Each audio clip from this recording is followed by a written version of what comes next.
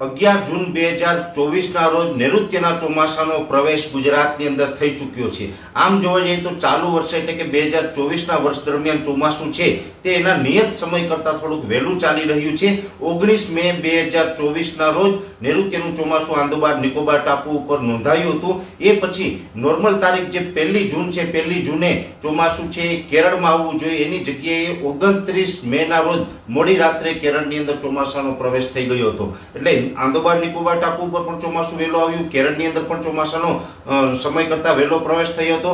એ પછી મહારાષ્ટ્રના મુંબઈમાં પણ સમય કરતાં ચોમાસું વહેલું પ્રવેશ્યું હતું અને આજે 11 જૂન 2024ના રોજ ચોમાસું છે એ ગુજરાતમાં પ્રવેશ કરી ગયું છે। આજની તારીખે ચોમાસું છે એ દક્ષિણ ગુજરાતના વલસાડ, ડાંગ સહિતના અનેક વિસ્તારોને કવર કર્યા છે અને જે સૌરાષ્ટ્રની વાત કરવાય તો સૌરાષ્ટ્રના વેરાવળથી 45 કિલોમીટર દક્ષિણની અંદર દરિયા